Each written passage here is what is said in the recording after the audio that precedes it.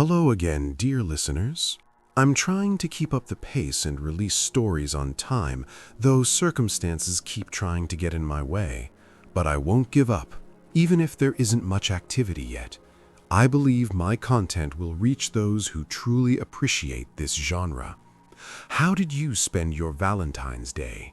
For the characters in today's stories, it wasn't so great. Enjoy the show.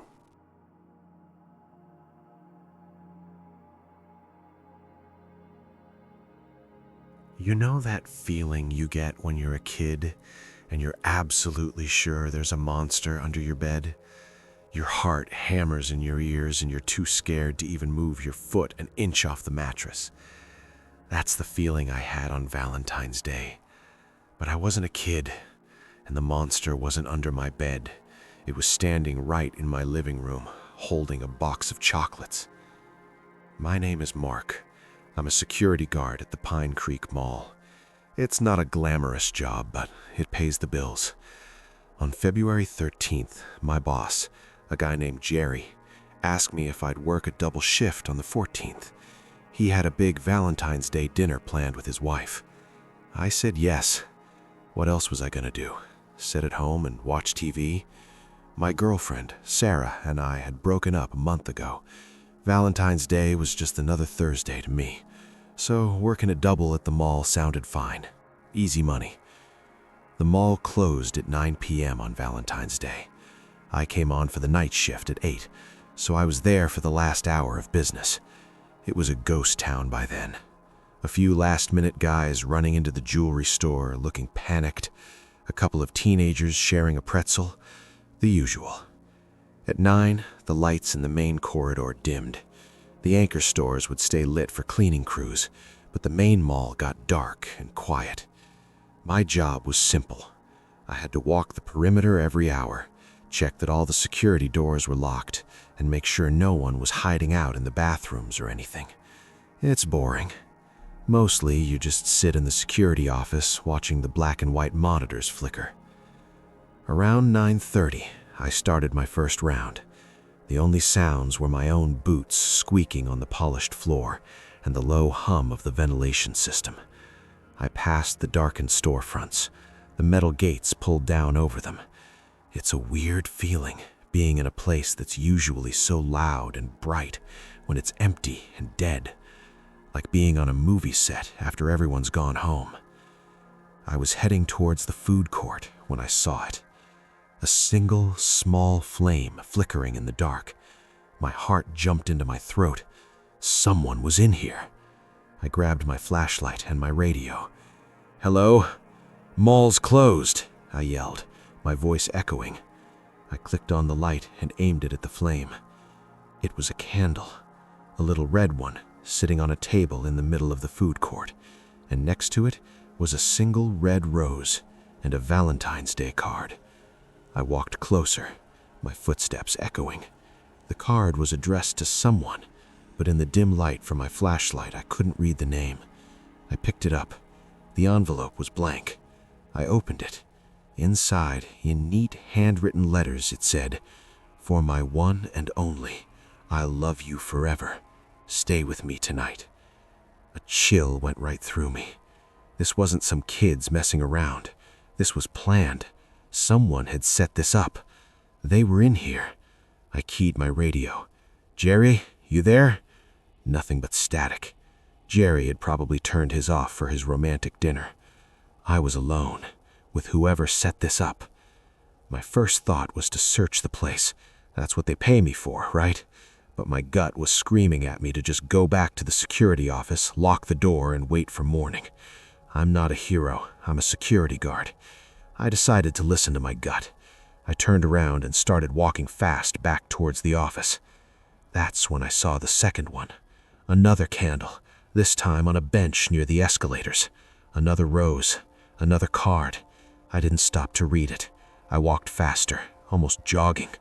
My flashlight beam danced over the storefronts, and in the reflections in the glass, I kept thinking I saw a shape moving behind me. I'd spin around and there'd be nothing but empty hallway. I finally got to the security office. My hands were shaking as I fumbled for my keys. I got the door open, slipped inside, and locked it behind me. I leaned against the door, my heart pounding. I was safe. The room was a mess of monitors, a desk, a couple of chairs. It felt like a fortress. I sat down and stared at the monitors. There were 12 of them, cycling through different cameras around the mall. I watched the food court camera. The little flame was still there, flickering on the table. I watched the camera near the escalators. The second candle was there. Then I saw the third one. On a monitor showing the hallway leading to the department stores, a new candle was lit right in the middle of the floor. He was moving. He was setting up a trail. I watched, glued to the screen, as over the next 10 minutes, more candles appeared. One in front of the shoe store, one by the fountain. They were leading somewhere. They were leading straight to the security office. Then I saw him. A figure, just a dark silhouette, walked into the frame of one of the cameras. He was tall, thin. He walked slowly, deliberately. He stopped at a spot right outside the range of the camera that covered the hallway leading to my door. I could just see his feet and his lower legs. He stood there, not moving, just waiting. My blood ran cold. He knew where I was. He had been leading me here the whole time. I grabbed the phone on the desk. Dead. No dial tone. I tried my cell phone. No signal. The mall's concrete and steel acted like a Faraday cage. I was cut off. I looked back at the monitors. The feet were gone. He had moved. I scanned the screens, my eyes darting from one to the next. Food court. Empty. Department store hallway. Empty. And then I saw him on the camera that was pointed directly at the security office door. He was standing there, just a few feet away. His back was to the camera. He was just standing there, facing my door. I couldn't breathe. He knew. He knew I was watching him. He stood there for what felt like an hour. Then, slowly, he turned around. He looked up, directly into the camera lens. His face was pale, with dark eyes that seemed empty. He had a normal face, a guy you wouldn't look twice at in a grocery store. But his expression was what got me. It wasn't angry. It wasn't crazy. It was sad and lonely. Deeply, terrifyingly lonely. He reached into his pocket and pulled out a piece of paper. He held it up to the camera. It was another Valentine's Day card. On the front, in big red letters, it said, "Be mine." He slowly, deliberately taped it to my door. Then he just stood there, waiting. I didn't know what to do. I couldn't call for help. I couldn't leave. I was trapped. I watched him on the monitor for hours. He never moved. He just stood there, like a statue in the dark hallway, guarding the door. The only movement was the flickering light from the candles he'd placed all around him. At around 3 a.m., he started to talk. I couldn't hear him through the door, but I could see his lips moving on the monitor. He was talking to the door, to me, talking and talking and talking. A silent, one-sided conversation. I finally mustered the courage to look through the peephole in the door. All I could see was his back, filling the entire view. He was that close.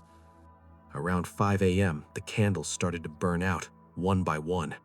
The hallway on the monitor got darker and darker until all I could see was his silhouette. Then, just before dawn, he spoke. This time I heard him. His voice was a low, clear whisper that seemed to cut right through the metal door. "He know you're lonely too," he said. "You work here all night, all alone, just like me. That's why I picked you. We can be lonely together now." The sun started to come up. The first mall workers would be arriving in an hour. The figure on the monitor finally moved. He reached into his pocket, pulled out one last thing, and set it on the floor in front of my door. Then he walked away, disappearing into the shadows of the mall. I waited a full 30 minutes before I dared to open the door. My hands were shaking so bad I could barely turn the lock. I pulled the heavy door open. The hallway was empty. The candles were all dead puddles of wax. I looked down. On the floor was a small velvet box, the kind you put a ring in. My stomach lurched. I bent down and picked it up. I opened it. Inside, nestled on a white satin cushion, was a human tooth, a molar. It was stained with blood.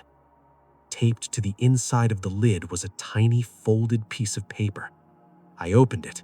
In the same neat handwriting from the cards, it read, "My first gift to you. There are many more where that came from. See you next Valentine's Day." I'm not a security guard anymore. I moved to a different state. But every February 14th, I don't leave my apartment. I lock all the doors, I close all the blinds, and I sit in the corner of my room, staring at the front door, waiting, because I know he's out there somewhere, and he's still lonely. My name is Jake. My girlfriend Emily is what you'd call an experienced person. She doesn't want flowers or jewelry. She wants memories. So for our first Valentine's Day together, I knew a fancy dinner wasn't going to cut it. She wanted an adventure. That's how we ended up at the trailhead of Eagle Peak at 7 a.m. on February 14th. Eagle Peak is a popular hike in the National Forest, about 2 hours outside of Denver. It's supposed to be a moderate 6-mile round trip with an amazing view of the whole valley at the top. I'd read about it online. Everyone said it was a great day hike. We packed our backpacks with water, sandwiches, a first aid kit, and my phone for pictures. It was a clear, cold morning, the kind where your breath makes little clouds in the air. Perfect. The first mile was great. The trail was wide and easy to follow. We were the only ones there, which made it feel even more special. Emily was buzzing with excitement, taking pictures of every frozen leaf and patch of ice. I felt like a good boyfriend. I'd nailed it. But about 2 miles in, things changed. The trail got narrower and steeper. It started to switch back up the side of the mountain. The sun was higher, but it was still cold in the shadows. We stopped to catch our breath and take a drink. That's when we saw the other hiker. He was coming down the trail towards us, a guy, maybe in his 40s, dressed in dark, worn-out clothes, not the bright, puffy jacket most hikers wear. He had a dirty beard and small, dark eyes that darted around. He wasn't carrying a backpack, not even a water bottle. He stopped when he got to us. "Morning," he said. His voice was scratchy, like he hadn't used it in a while. "Morning," I said back, stepping slightly in front of Emily. "Headed to the top?" he asked, looking past me at Emily. "Yeah, that's the plan," I said. He shook his head slowly. "I wouldn't. There's been some trouble up there." My stomach tightened. "What kind of trouble?" He just shrugged. "Bad luck. You should turn back. It's not safe for a pretty girl like her." A chill went down my spine that had nothing to do with the cold. Emily squeezed my arm. "Thanks for the warning," I said, trying to sound calm. "We'll be careful." He stared at us for a long, uncomfortable moment. Then he just nodded and continued down the trail, disappearing around a bend. We waited until we couldn't hear his footsteps anymore. "That was weird, right?" Emily whispered. "Yeah, super weird. Probably just some homeless guy living out here. He's probably crazy. Don't worry about it." We kept going, but his words hung in the air. The trail got even tougher. We had to use our hands to climb over some rocks. The forest got quieter. No birds, no wind, just the sound of our own heavy breathing. We finally made it to the top. The view was incredible, just like the website said. The whole valley spread out below us, tiny roads and houses looking like a model train set. We sat on a flat rock, ate our sandwiches, and took a million pictures. For a little while, I forgot all about the creepy guy. After we ate, I needed to pee. I told Emily to wait by the rock, and I walked into the tree line at the edge of the clearing. I found a spot behind a big boulder. As I was zipping up, I heard something, a low moaning sound. It was coming from further in the trees. My heart started to pound. I told myself it was just the wind, but there was no wind. I stood perfectly still, listening. There it was again, a human sound, a pained, weak moan. I should have gone back to Emily. I should have gotten her and hightailed it out of there. But my feet wouldn't move. I had to see what it was. I slowly walked towards the sound, pushing through some low-hanging pine branches. The moaning got louder, and then I saw him. A man, lying on the ground, half hidden under a bush. He was wearing hiking gear, a nice jacket, hiking boots. He was alive, but barely. His face was swollen and bruised. His leg was bent at an angle it wasn't supposed to bend. His lips were cracked and bleeding. I rushed to his side. Hey man, are you okay? What happened? His eyes fluttered open. They were glassy, full of pain and fear. He grabbed my arm with a weak, desperate grip. His voice was a dry rasp. "He's still here," he whispered. "The man, he waits for couples. He throws rocks. He pushes you. He took my girlfriend. He took her down the other side. Please, you have to help her." The creepy hiker, the one who told us to turn back. My blood turned to ice water. He wasn't warning us. He was claiming the trail. "Where?" I asked, my voice shaking. "Where did he take her?" He just pointed a trembling finger down the steep, rocky slope on the other side of the peak. "He knows all the trails. He's always here on this day. He hates happy people." I heard Emily scream. It was a sharp, terrified scream that cut through the trees. I jumped to my feet and ran back towards the clearing, branches whipping my face. I burst out of the trees. The flat rock where we had eaten was empty. Emily was gone. "Emily!" I screamed. No answer. I ran to the other side of the peak, the side the injured man had pointed to. It was a sheer drop, covered in loose scree and scrubby bushes. And down at the bottom, maybe 50 feet below, I saw them. Emily was lying on her back, not moving. Standing over her was the man from the trail. He looked up at me, and he smiled. It was the most horrible thing I've ever seen. A wide, empty smile. I started to scramble down the slope, rocks sliding under my feet. I fell, got up, fell again. I didn't care. I had to get to her. "She fell," yelled the man up at me, his voice cheerful now, completely different. "Silly girl, got too close to the edge. I was just coming to help." I finally got to the bottom. I pushed him aside and dropped to my knees next to Emily. She was breathing, but her eyes were closed. There was a nasty cut on her head. "You did this!" I screamed at him, getting to my feet and getting in his face. "That guy up there, you pushed him. You threw rocks at them." The man's smile disappeared. His face went cold and hard.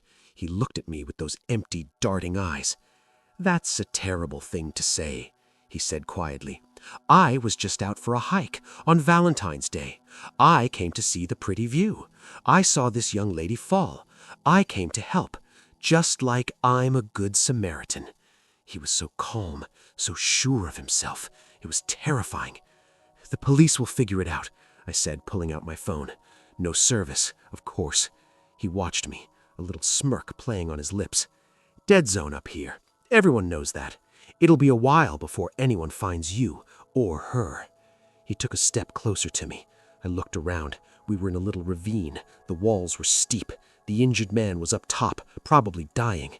It was just me, this psycho, and my unconscious girlfriend. "Here's what happened," he said, his voice low and calm. "You two lovebirds were hiking. You got in a fight. You pushed her. She hit her head. You, overcome with guilt, ran off into the woods. Probably got lost. Tragic. No one will believe that," I said. He tilted his head. "Won't they? A man's word against a crazy drifter's? Who do you think they'll believe? The local police know me. I've been helping lost hikers on this mountain for years." He emphasized the word helping. He was going to kill me or leave me here. I had to do something. He was bigger than me, but I was younger, and I was desperate. I lunged at him. I caught him off guard. We crashed to the rocky ground, punching and grappling. He was strong, stronger than he looked. He got on top of me, his hands around my throat. I couldn't breathe. Black spots danced in my vision. I clawed at his face, his arms, anything. My hand closed around a rock, a good-sized heavy rock. With the last of my strength, I swung it. It connected with the side of his head with a sickening thud. His grip loosened. His eyes went wide with surprise. He toppled off me. I scrambled to my feet, gasping for air. He was on the ground, moaning just like the other man, blood was seeping from a wound on his head. I didn't think, I just acted. I grabbed another rock, a bigger one, and I brought it down on his head, again and again, until he stopped moving, until he wasn't a person anymore. He was just a thing on the ground. My hands were covered in his blood. I dropped the rock. I stumbled over to Emily. She was still out. I shook her. "Emily! Emily, wake up!" Nothing. I had to get help. I couldn't carry her back up that slope. I looked at the drifter's body. I had just killed a man, but I didn't feel bad. I felt nothing but the need to save Emily. I took a deep breath and started the long, agonizing climb back up to the peak. I had to get to the other side, to the trail we came up on. I had to run for help. I finally made it to the top. I was exhausted, bloody, shaking.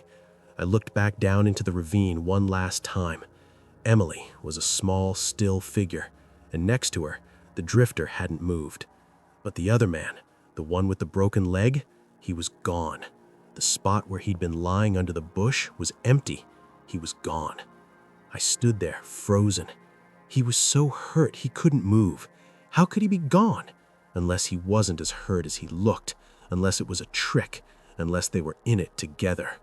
I heard a sound behind me, a footstep on the gravel. I slowly turned around. Standing at the edge of the trees, leaning heavily on a branch, was the man with the broken leg. His face was still bruised and swollen, but his eyes were clear, and they were looking right at me.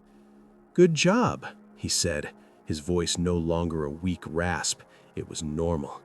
"Took care of my problem for me.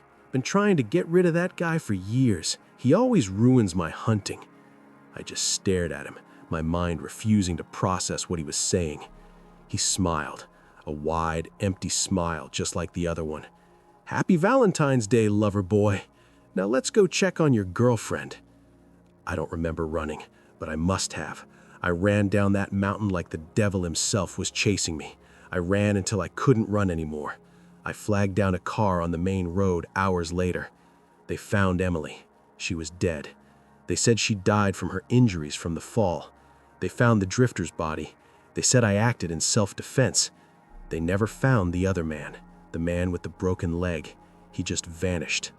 The police think I was in shock, that I imagined him, that there was only one man. But I know what I saw. I know what I heard. There were two of them up there, or maybe there are more, and they wait. They wait for people like me and Emily, who just wanted a nice Valentine's Day hike. I'll never go into the woods again.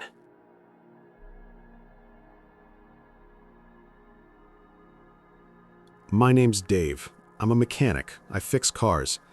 I'm not good with words, and I'm terrible at dating apps. All those pictures of girls on boats with fish or at the top of mountains, it's not me. So when my buddy, Mike, said he had the perfect girl for me to meet on Valentine's Day, I was hesitant. "Come on, man," Mike said. "She's great, super sweet, pretty, a little shy. Her name is Sarah. She just moved here. She doesn't know anyone. It's perfect. A blind date on Valentine's Day. It's romantic." I finally agreed. We set it up for 7 p.m. at a quiet Italian place downtown called Gino's. The kind of place with red checkered tablecloths and a candle on every table. Romantic, I guess. I got there early. I was nervous. I'm not good at first dates. I sat in a booth near the back, ordered a beer, and waited. I watched the door. Couples came in, all dressed up, holding hands, laughing. I felt like a loser just sitting there by myself. At exactly 7, the door opened and she walked in. And man, Mike was right. She was beautiful. Shoulder-length brown hair, big brown eyes, a warm smile. She was wearing a simple blue dress, nothing too fancy. She looked around and I stood up and waved. She saw me and her smile got even bigger. She walked over. "Dave?" she asked. Her voice was soft, a little quiet. "That's me. You must be Sarah. It's really nice to meet you." We shook hands. Her hand was cold, but soft. She slid into the booth across from me. "Thanks for agreeing to this," she said. "I know blind dates can be awkward, especially on a holiday like this." "Nah, it's cool," I said. "I'm not really a big Valentine's Day guy anyway." "So Mike tells me you just moved here." We started talking, and it was easy. Really easy.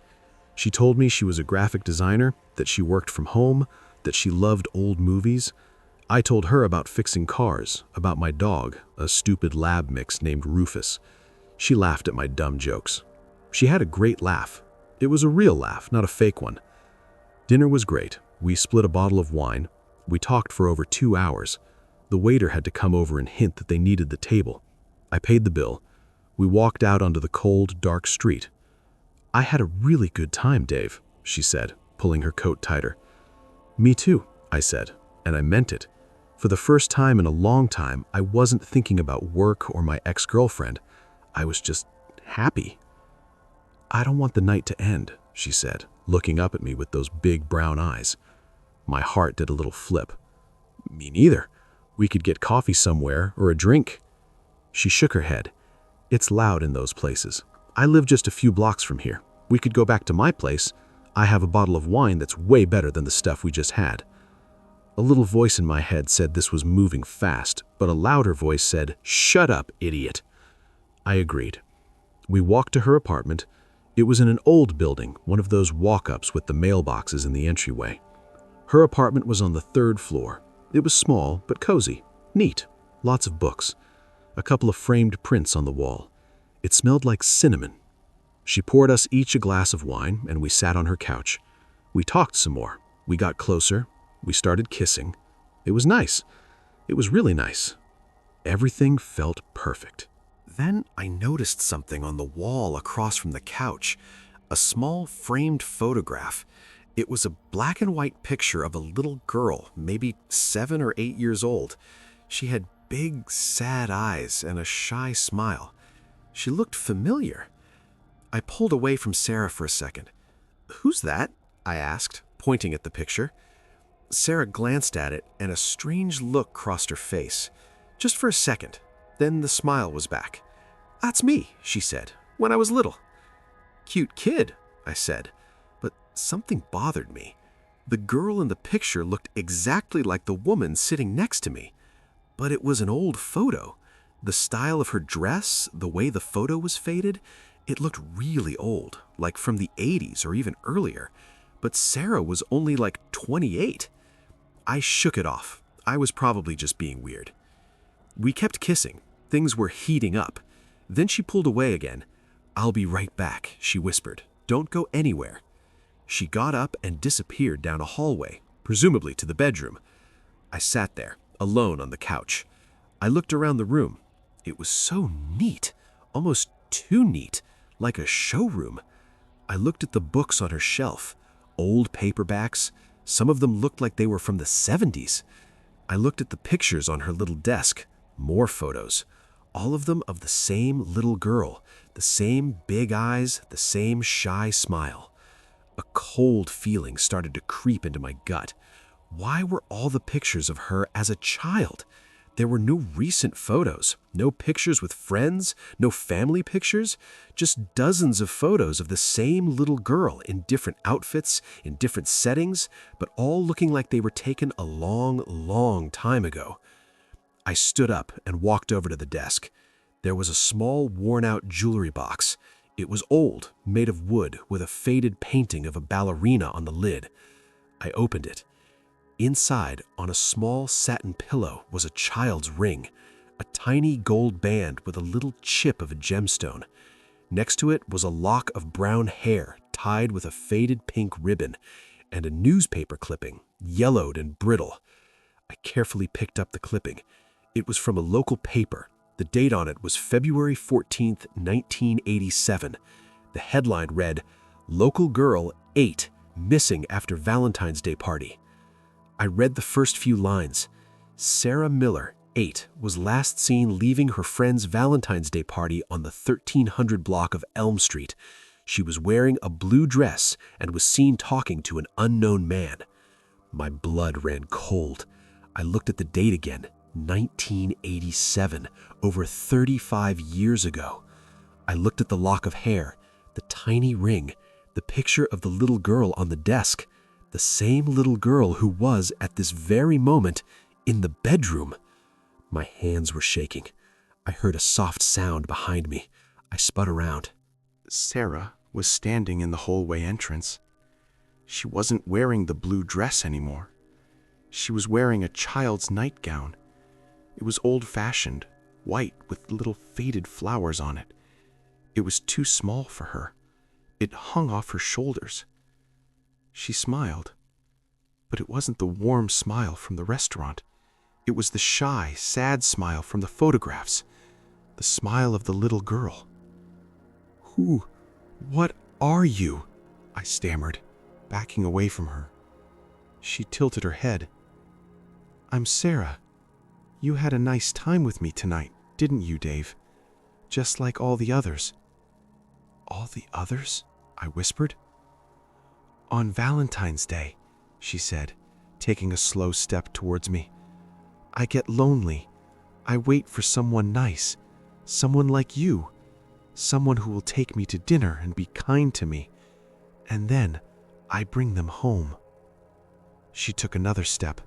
I was backed up against the desk. "That man," I said, holding up the clipping, "the one you left the party with, what happened to you?" Her smile didn't falter. "He was nice to me too. He bought me ice cream. He said he had a puppy at his house. But he was a liar. He hurt me. He left me in the woods." She said it so matter-of-factly, like she was talking about the weather. I was so cold and so scared. I just wanted to go home. Tears started to well up in her big brown eyes, but they weren't sad tears. They were something else. "But I found my way back," she whispered. "I found my way back home. And now, on Valentine's Day, I can be a grown-up. I can have a nice dinner with a nice man, and I can bring him home." "What happens then?" I asked, my voice barely a croak.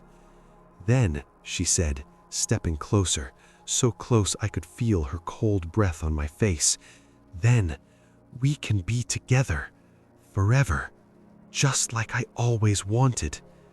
You won't leave me, will you, Dave?" I looked into her eyes. They weren't the eyes of a beautiful woman anymore. They were the eyes of a terrified, lonely little girl who had been dead for over 30 years. And behind her, on the hallway wall, I saw a door I hadn't noticed before. It was slightly ajar, and from the darkness behind it, I saw a small, pale hand reach out and grip the door frame. The hand of a child. I didn't think. I just ran. I shoved past her, knocking her to the floor. I ran for the front door, fumbled with the lock, and tore it open. I flew down the stairs 3 at a time, not stopping until I burst out onto the cold, dark street. I ran all the way home. I didn't look back. I haven't been on a date since. Mike thinks I'm crazy. He says he set me up with a real person, that she seemed normal. He went by her apartment the next day. It was empty. The landlord said no one named Sarah Miller had ever lived there. The apartment had been vacant for years. But I know what I saw. I know what I felt. And I know that somewhere, in an old apartment building in this city, a little girl in a too small nightgown is waiting. Waiting for next Valentine's Day. Waiting for another nice man to bring home. My name is Tom. This Valentine's Day was supposed to be different. It was our 10th wedding anniversary. 10 years with my wife, Lisa. We weren't the type for big, flashy celebrations. We were more about quiet nights in, a nice dinner, a movie. But for 10 years, I wanted to do something special, something she'd never forget. So I planned a surprise. I told her we were going out to a fancy new restaurant in the city. I even bought her a new dress and left it on the bed with a note. But that was a lie. The real plan was a weekend getaway. I'd booked a cabin in the woods about an hour outside of town, a secluded place, just the two of us, a fireplace, a hot tub, the whole romantic deal. I had everything packed in the trunk of the car. Her overnight bag, a bottle of champagne, roses, the works. I was going to drive her to the restaurant, then take the scenic route and surprise her. I picked her up from work at 5. She got in the car, looking beautiful in the new dress. She was happy, excited. A fancy restaurant, Tom? For us? This is so nice. I played along. You deserve it, babe. 10 years. Can you believe it? We drove towards the city. But when we got to the main highway, I took the exit that looped around and headed towards the mountains. She looked at me, confused. Where are we going? The restaurant is downtown. I grinned. That's the surprise. We're not going to a restaurant. We're going to a cabin. A whole weekend. Just us. Happy anniversary. Her face lit up. A real, genuine smile. You're kidding. Tom, this is amazing. She leaned over and kissed me on the cheek. It was perfect. For the next 45 minutes, we listened to music, talked, laughed. It felt like when we first started dating. All the stress of work and life just melted away. The road got narrower and darker as we got deeper into the national forest. The last 5 miles were on a gravel road, winding through thick pine trees. My headlights were the only light. Finally, we saw the cabin. It was a small, rustic log cabin set back from the road. It looked cozy. A light was on inside, left by the owner. I pulled into the gravel driveway and cut the engine. The silence was deafening. No traffic, no people, no nothing. Just the wind in the trees. It's so quiet, Lisa whispered. That's the point, I said, smiling. Come on, let's get settled. We got out of the car. The cold air hit us immediately. I popped the trunk and grabbed our bags. Lisa was already walking towards the front door. She stopped suddenly.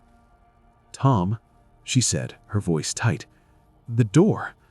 I looked. The front door was open, just a crack. The light from inside was spilling out into the darkness. The owner must have left it unlocked, I said, trying to sound calm. Maybe the wind blew it open?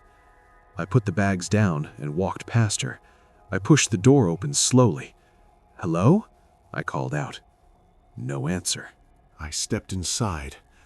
The cabin was nice, a small living room with a stone fireplace, a kitchenette, a door leading to a bedroom. Everything looked normal, but something felt wrong. The air was still, too still. Lisa came in behind me. Is everything okay?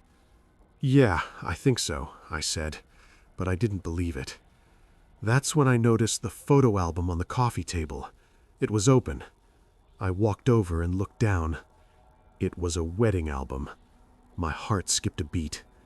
I bent down to look closer. It was our wedding album. The pictures from our wedding day 10 years ago. Lisa in her white dress, me in my tux, our families, our friends. But the pictures had been defaced. Someone had drawn over all the faces with a black marker, all the faces except mine. My face was untouched, but they had drawn red X's over everyone else's eyes. Lisa screamed, a short, sharp scream. I spun around. She was pointing at the bedroom door. I looked. Carved into the wood of the doorframe in crude, deep letters were the words, 10 years, time's up. My blood ran cold. Someone was here. Someone had been waiting for us. I grabbed Lisa's arm and pulled her towards the front door. We're leaving, now. We ran outside. The cold air hit me like a slap. We ran to the car. I fumbled for the keys in my pocket. My hands were shaking so bad I dropped them. I bent down to pick them up. That's when I heard it. A soft thump from inside the trunk of my own car. I froze. Lisa was tugging at my arm. Tom, come on, let's go. I held up my hand, telling her to be quiet. I listened. Another thump. From the trunk. Slowly, I stood up. I looked at the trunk. The lock was fine, but a terrible, horrible feeling was washing over me. I thought about everything I had packed. The champagne, the roses, her bag. I took the keys and with a shaking hand unlocked the trunk. I popped it open. The smell hit me first. a coppery, sickening smell. And then I saw it. Inside the trunk, curled up among the roses and the champagne, was a body, a woman. She was wearing a white dress, a wedding dress. It was stained with dark, dried blood. Her face was pale, her eyes wide open and staring at nothing. It was Lisa. I stumbled back, my mind refusing to understand what I was seeing. I turned to the woman standing next to me, the woman I had just spent the last 2 hours with, the woman in the new blue dress, the woman who had laughed at my jokes and kissed me on the cheek. She was smiling, a wide, horrible smile. And as I watched, her face changed. It shifted. The features softened, blurred, and then settled into a face I didn't recognize. A stranger's face, cold and triumphant. "Happy anniversary, Tom," she said. Her voice was different now, deeper, cruel. "I've been waiting 10 years for this. My sister was your wife." I just stared, my mouth open, my brain short-circuiting. "You remember, don't you?" she continued, taking a step towards me.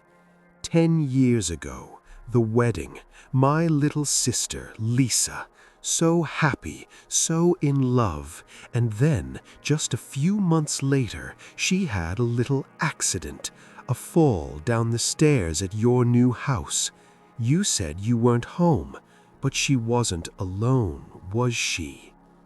I didn't say anything. I couldn't, because it was true. It wasn't an accident. We had a fight, a bad one. I pushed her. I didn't mean for her to fall, but she did, and I panicked. I told everyone it was an accident, and after a while, they believed me. Everyone except her sister. Everyone except the woman standing in front of me. "I knew," she whispered. "I always knew. So I watched you. For 10 years I watched you. I learned everything about you, your routines, your friends, your favorite restaurant, and I waited for the perfect time for your 10th anniversary." I looked from her face to the body in the trunk. "How?" I stammered. "When?" "This morning," she said calmly, "while you were at work getting your car detailed for your big romantic trip. I was waiting for her. It was quick. She didn't suffer, not like you're going to." She pulled a long, thin knife from behind her back. The blade glinted in the dim light from the cabin. "I spent the whole day with you, Tom," she said, her smile returning. "I wore her clothes. I used her voice. I knew all the right things to say. I was her. I was the perfect wife you killed, and you never even knew the difference." I looked at the body in the trunk.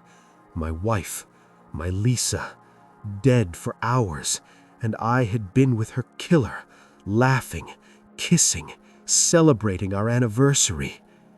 "You're crazy," I whispered. "Maybe," she said, "but I'm the last thing you'll ever see. This is for my sister.